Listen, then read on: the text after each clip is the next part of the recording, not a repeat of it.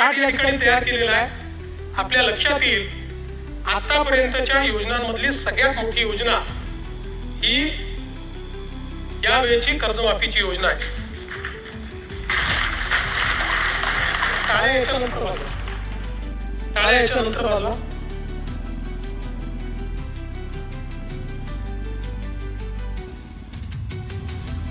सातत्याने या संदर्भात अटी शर्ती आहे तशी मागणी होत होती. आज जवळपास आमच्या रणधीर सावरकरांच्या नेतृत्वात महायुतीचे सर्व आमदार मला भेटले आणि त्यांनी सगळ्यांनी मागणी केली की हे 50,000ची अट तुम्ही काढून टाका. त्यावेळी त्यांनाही मी आकडेवारी दाखवली. मी त्यांना सांगितलं की अट काढल्याने आमच्यावर 3-4 हजार कोटीचा भुर्दंड येईल. हा येईल असं नाही, 4,000 कोटी जाईल, 5,000 कोटी जाईल. पण शिस्तीचा भाग म्हणून आणलेली आहे. त्यांना दाखवलं की समजा 1 लाखापर्यंत नेली तर 2 लाख शेतकरी असे राहतात की ज्यांच्यावर त्या ठिकाणी त्यांना याचा फायदा मिळत नाही.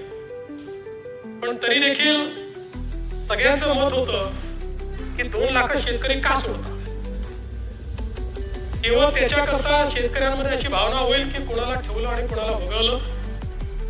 त्यामुळे मी आर्थिक शिस्त सांगत होतो आणि ते लोक मला हे सांगत होते की आपण व्यापक विचार केला पाहिजे आणि शेवटी लोकशाही आहे. त्यामुळे लोकशाहीमध्ये त्यांचा व्यापक विचार मी मान्य केला. आणि आता हे जे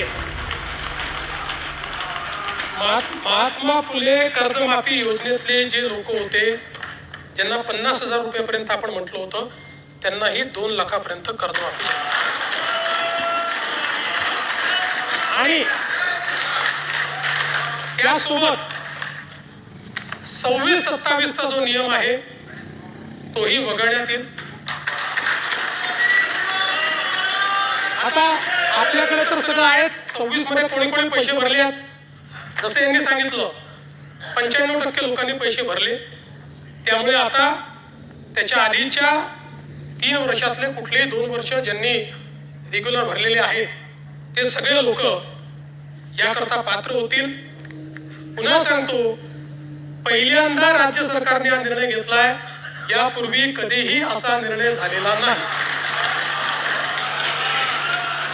नमस्कार. आपल्या परिसरातील ताज्या घडामोडी, ब्रेकिंग न्यूज आणि विशेष बातम्या पाहण्यासाठी आमच्या चॅनलला आत्ताच सबस्क्राईब करा.